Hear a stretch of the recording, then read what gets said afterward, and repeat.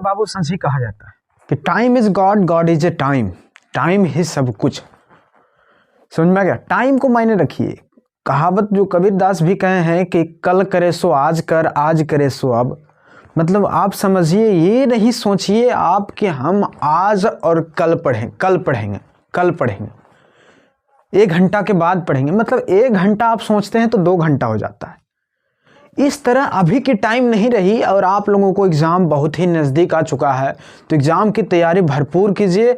और आज आप लोगों के लिए बहुत ही इंटरेस्टिंग वीडियो लाए हैं कि 50 नंबर जो हिंदी में पूछा जाता है, बहुत ही लोगों को क्या है कि आद नहीं होता है। क्या होता है कि आद नहीं होता है। आद क्यों नहीं होता है? ये हिंदी में जितने भी लेखक के नाम जो है आद करना है, कहानी और जन्म। ये देखिए, ये इससे रिलेटेड 10 नंबर का रहेगा, गद्य खंड और पद्य खंड, मतलब दोनों मिला के आपको 10 नंबर। सिर्फ इसमें क्या है, कहानी और लेखक का नाम और जन्म, यही में आपको 10 नंबर का पूछेगा। इससे आप लोगों के 10 नंबर का जो है बहुत ही कंठस्थ कर लीजिएगा। बहुत ही ईजी तरीका, सरल तरीका से आप लोगों को याद करने के लिए लाए हैं। तो चलिए आप लोगों को दिखाते हैं कि कहानी हिंदी में जो है 50 नंबर अंक का VVI 10 नंबर 100% लिख लीजिए कि 10 नंबर इससे उठा लीजिए। बहुत ही आसान तरीका से, आपको कोई भी दिक्कत नहीं होगी 10 नंबर में, ये कंफर्म है 100% गारंटी के साथ। अब देखिए इसमें क्या है कि कहानी, मतलब आप जानिए, देखिए बहुत ही आसान तरीका से आप लोगों को ट्रिक बता रहे हैं याद करने के लिए।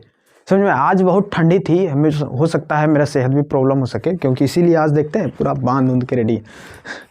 तो देखिए क्या कहा है कहानी। देखिए सबसे पहले देखिए पंच परमेश्वर समझिए। पंच परमेश्वर क्या है? मतलब 5 आदमी जो काम करेगा, जो 5 आदमी बोलेगा, उसी को कहते हैं पंच परमेश्वर। मतलब जो 5 आदमी की भाषा, जो वाणी निकलती है, उसी को हम कहते हैं क्या, पंच परमेश्वर।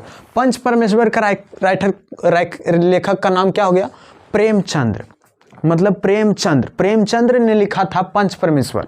प्रेमचंद्र मतलब प्रेम से जो चंद्र निकलता है, मतलब वो हो गया पंच परमेश्वर। याद हो गया? कहानी और लेखक, मतलब कहानी पंच परमेश्वर की कहानी से क्या उद्देश्य आता है कि जो है समूह, मतलब एक पंच में जो 5 लोगों को बिठाया जाता है, जो उसकी भाषा, जो आवाज़ निकलती है, जो वो मुख्य होता है, जो बोला जाता है, जिसको उचित या गलत बताया जाता है, वो किसने बोलता है? तो भगवान, पंच परमेश्वर, भगवान ने ही जो बोला जाता है, उसमें पंच परमेश्वर बोलता है, परमेश्वर ईश्वर बोलता है। अब देखिए उसकी जन्म कब हुई थी। अब देखिए ईश्वर की जन्म कब हुई थी, मतलब जान लीजिए, लास्ट में रखिए कि 1880 में हुई थी। आप याद रखिए कुछ 1880 में, मतलब पंच परमेश्वर की जन्म हुई थी। प्रेमचंद्र क्या था? पंच परमेश्वर कहानी, मतलब प्रेमचंद्र की जन्म कब हुई थी? 1880 ईस्वी में। याद रहेगा 1880 ईस्वी में क्या होता? प्रेमचंद्र की जन्म। अब देखिए गौरा जानते ही हैं। गौरा मतलब समझ लीजिए, गौरा, शंकर गौरा ऐसे समझिए, या फिर महादेव, भगवान भोले शंकर को क्या बोलते हैं? महादेव भी बोलते हैं। और उसकी पत्नी की नाम क्या थी? गौरा। तो आप आसान तरीका से याद रख लीजिएगा क्या, महादेव और गौरा। मतलब महादेव और गौरा, महादेव मतलब हो गया भोला, जो भोला बाबा को नहीं कहते महादेव। तो यही याद रखने के लिए आप लोग सोच लीजिए, मतलब महादेवी और गौरा, महादेव और गौरा, मतलब ये हो गया गौरा। कहानी का लेखक कौन है? महादेवी वर्मा, मतलब महादेव है। गौरा की पति समझ लीजिए, पति क्या था? महादेव था। तो मतलब गौरा का लेखक का नाम क्या है? महादेवी वर्मा। अब देखिए इसकी जन्म कब हुई थी? 1907 ईस्वी में। याद रखिएगा इसकी जन्म कब हुई थी? 1907 ईस्वी में। ठीक है, 1907 में। याद रहे 1907 में, याद रहे। अब देखिए क्या जाएगा? मंगर क्या है? मंगर राम वृक्ष बेनीपुरी। इसका लेखक का नाम क्या है? राम मंगर। कहानी का लेखक का नाम क्या है? राम वृक्ष बेनीपुरी। मंगर मतलब मंगर किसको कहता है? जो मंगर कहाँ होता है? वृक्ष के समान मंगर, मतलब मंगर जो है, कुछ लोग घरेलू उपचार में मंगर को यूज कब करते हैं? वृक्ष के रूप में। वृक्ष जगह जो जंगली पहाड़ी इलाका रहेगा। मतलब आप याद रखिएगा कि मंगर कहानी क्या है? राम वृक्ष बेनीपुरी। राम वृक्ष बेनीपुरी, इसका लेखक कौन है? राम वृक्ष बेनीपुरी। और इसकी क्या है, इसकी जो है जन्मदिन कब हुई थी? इसका जन्म 1902 में। इसकी जन्म कब हुई थी? 1902 ईस्वी में। याद रखिएगा इसकी जन्म राम वृक्ष बेनीपुरी 1902 ईस्वी में। अब देखिए यहाँ क्या है, कविवर रविंद्रनाथ ठाकुर, कविवर रविंद्रनाथ ठाकुर का जो है कहानी का लेखक कौन है? हजारी प्रसाद द्विवेदी, मतलब हजारी प्रसाद द्विवेदी। कविवर रविंद्रनाथ ठाकुर, मतलब ठाकुर क्या होता है? द्विवेदी के रूप में जाना जाता है, ठाकुर। याद रखिए, ये रविंद्र छोड़ दीजिए, हजारी भी छोड़ दीजिए, यहाँ सिर्फ याद रखिए, शॉर्टकट याद रखने के लिए क्या है? ठाकुर। ठाकुर का मतलब क्या हो गया? ठाकुर मतलब द्विवेदी, द्विवेदी या प्रसाद, प्रसाद। ठाकुर भोले बाबा का ठाकुर, ठाकुर बिठाए हैं, इसे यूज करते हैं ना घरेलू भाषा में, ठाकुर बिठाए। तो इसलिए आप याद रखिएगा कि ठाकुर का मतलब क्या हो गया? प्रसाद, मतलब प्रसाद जहाँ रहेगा वहाँ ठाकुर, भोले बाबा को बैठे, ठाकुर को पूजा पाठ किया जाता है तो ठाकुर को बैठाएं, बोलते हैं ना घरेलू भाषा में, ठाकुर को बैठाएं, मतलब वहाँ प्रसाद वितरण होगा, मतलब प्रसाद तभी ना हो गया, वहाँ ठाकुर बैठाएं मतलब प्रसाद वितरण होगा। मतलब आप जान लीजिए यहाँ ठाकुर मतलब हो गया प्रसाद, मतलब द्विवेदी, मतलब आप जान लीजिएगा सबसे ज़्यादा प्रसाद जहाँ मिल गया, जहाँ ठाकुर हो गया, ठाकुर भगवान ठाकुर को बैठाया वहाँ प्रसाद मिला, तब ना हो गया, क्या हो जाएगा? कविवर रविंद्रनाथ ठाकुर, मतलब हजारी प्रसाद द्विवेदी, मतलब प्रसाद जहां मिला ठाकुर के जगह प्रसाद मिलेगा तो हजारी प्रसाद द्विवेदी। याद हो गया? कंफर्म याद रहेगा आप लोगों के लिए। अब चलते हैं, देखिए 5 नंबर का क्या है? ठिठुरता हुआ गणतंत्र। ठिठुरता हुआ गणतंत्र कब मनाया जाता है? जब ठिठुरते हैं हम लोग, गणतंत्र दिवस मनाते हुए देखे हैं, कब मनाया जाता है? 26 जनवरी को, जब गणतंत्र दिवस मनाते हैं तो कंबल उम्बल वाले स्वेटर ट्वेटर पहन लिए, इसको कान उनमें बांध लिए हुमच के, और उसके बाद जाते हैं हम गणतंत्र दिवस मनाने के लिए। तो उसी में क्या आता है? क्या है? हरिशंकर परसाई। हरिशंकर मतलब जानिए गणतंत्र दिवस कब मनाया जाता है? हरिशंकर परसाई, मतलब आ गया समझ में? जब हरा भरा दिखता है तब क्या है? गणतंत्र दिवस मनाया जाता है। मतलब 26 जनवरी को क्या करते हैं हम लोग? गणतंत्र दिवस मनाते हैं, मतलब हरिशंकर परसाई। ये जो जनवरी आती है उसमें देखते हो कि बहुत सारा लोग हरी भरा भरा खेत दूध दिखता है, गेहूं मक्का ये जो लगाया जाता है सब लोग लगाता है, तो उसमें क्या होता है? खेत हरा भरा दिखता है। इसीलिए ये याद रखिएगा कि ठिठुरता हुआ गणतंत्र, जब ठिठुरेगा तो हरा भरा खेत रहेगा, तो मतलब हरिशंकर परसाई। आया समझ में?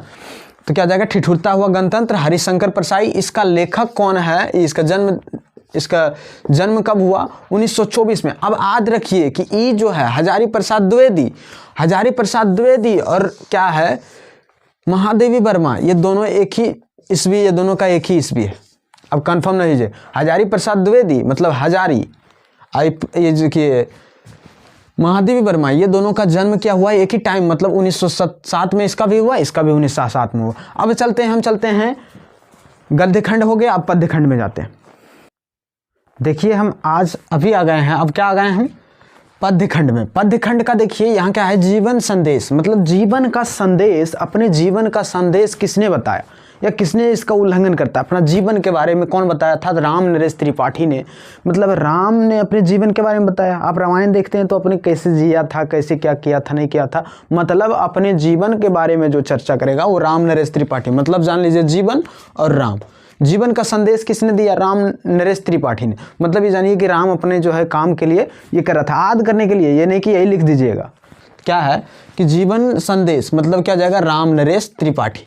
मतलब ये आप इसकी जन्म कब हुई थे? तो 1946 ईस्वी में, ये याद रखिएगा 1946 में क्या? राम नरेश त्रिपाठी 1946। ठीक है। अब देखिए भारत माता ग्राम वासिनी। भारत माता ग्राम वासिनी, भारत माता कहती है कि हमारे देश है, हमारे देश की सभ्यता को बचाओ, सब चीज़ कहा गया है भारत माता ने कहती है।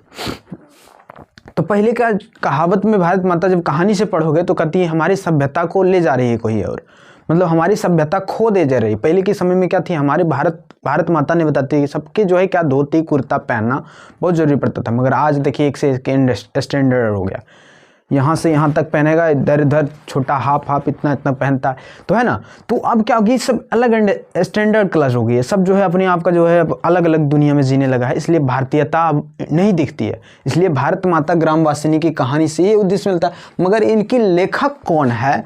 इनकी लेखक का नाम क्या है? तो सुमित्रानंद पंत। मतलब कोई भी पंत ही जो है भारत माता के बारे में बता सकता है। कि आपको पंत मतलब समझ चुके हैं ना?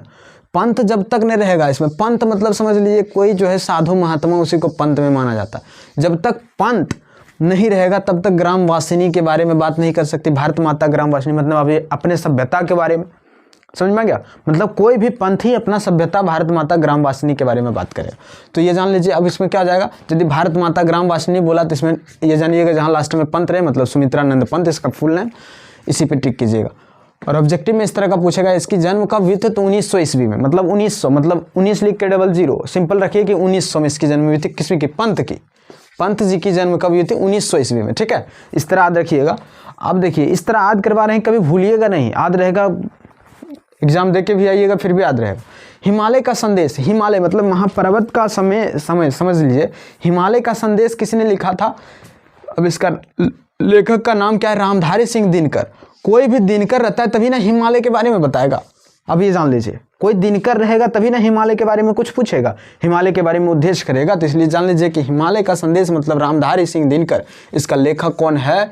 ये लेखक का नाम क्या हो गया? रामधारी सिंह दिनकर। मतलब दिनकर जी का जन्म कब हुआ था? तो 1908 ईस्वी में। याद रखिएगा, दिनकर का मतलब हो गया इसकी जन्म कब हुई? 1908 में। ऐसा समझ में। आप देखो, सुंदर का ध्यान कहीं सुंदर, सुंदर का ध्यान कहीं सुंदर मतलब आप जानिए सुंदर कौन दिखता है ज़्यादा? तो नेपाली लोग देखिएगा बहुत ज़्यादा गोरा गोरा चिक्का रहना, कलौटा नहीं रहेगा, इसको काला कलौटा ये दूसरी कास्ट में आता है, मगर ये नेपाली लोग के देखो बड़ी चिकना चिकना गाल लगेगा, एकदम गोर गोल। आए समझ में? तो उसी को मतलब सुंदर का ध्यान कहीं सुंदर। सुंदर का ध्यान कहाँ रहेगा? सुंदरे पर ना जी। आप सुंदर को खूब खूबसूरत लड़की दे दो और उसको कह देगा कलौटा से शादी करने, करेगा? नहीं ना, कहेंगे नहीं करेंगे। तो इसलिए मतलब सुंदर का ध्यान कहीं सुंदर। सुंदर का ध्यान और होता है कि हमसे बढ़िया कोई रहे अब, है ना। तो इसलिए मानिए कि सुंदर का ध्यान सुंदर कहाँ? अब नेपाली लोग में देख लीजिए सबसे ज़्यादा सुंदर दिखता है, मतलब हो गया नेपाली। मतलब सुंदर का ध्यान कहीं सुंदर मतलब मान लीजिए गोपाल सिंह नेपाली। नेपाली लोग कितने होते हैं? बहुत अधिक सुंदर होते हैं। मतलब आप जान लीजिए सुंदर का ध्यान कहीं सुंदर। इसका लेखक कौन हो गया? क्या हो गया? गोपाल सिंह नेपाली। याद रहेगा ना, भूलिएगा नहीं जी, याद रहेगा। देखिए सुंदर का ध्यान कहीं सुंदर, गोपाल सिंह नेपाली। मतलब नेपाली लोग बहुत ही ज़्यादा चिकना होता है, इसलिए उसी को अब सुंदर रहेगा, तो इसलिए जान लीजिए गोपाल सिंह नेपाली। इसकी अब जन्म कब हुई थी? तो 1911 ईस्वी में। चिकना का जन्म कब हुआ था? 1941। मतलब नेपाली का जन्म कब हुआ था? 1911 ईस्वी में। अब देखिए जीवन का झरना, अपने जीवन की झरना, अपना उद्देश्य में जो बात करेगा क्या आता है? आरसी प्रसाद सिंह। अब जीवन की झरना मतलब जीवन झड़ने लगता है, जब बिछड़ने लगता है तो किसने, कौन, ये कैसा कोई कहानी बताएगा? इसका उद्देश्य तो मतलब आलसी रहेगा, है ना, इजी समझने के लिए। मतलब आलसी जो लोग रहता है वो अपने जीवन के बारे में हम आज ये किए, हम फलना किए, चिलना किए, है ना, वो लोग करता है। तो इसीलिए मान लीजिए जीवन का झरना क्या हो गया? आरसी प्रसाद सिंह। क्या हो गया? आरसी प्रसाद सिंह। मतलब आप जानिए कि आरसी, देखिए याद करने के लिए मतलब जीवन के झरना के बारे में कौन बोलेगा? जो आरसी रहेगा तो वही ना अपना जीवन के बारे में बताता है। तो इसलिए जानिए कि कौन हो गया? आरसी। ऐसे समझ में, जीवन की झरना आरसी। तो इससे आप लोगों को 10 नंबर जो है कंफर्म है कि 10 नंबर आप लोग लाइएगा। तो आगे मिलेंगे आप लोगों को नेक्स्ट वीडियो में। तो आज के लिए इतना ही। तो जो लोग नए हैं वो लोग सब्सक्राइब कर दीजिए, और जो लोग हैं लाइक कीजिए और कमेंट कीजिए और अपने दोस्तों के पास शेयर कीजिए। तो आज के लिए जय हिंद, जय भारत।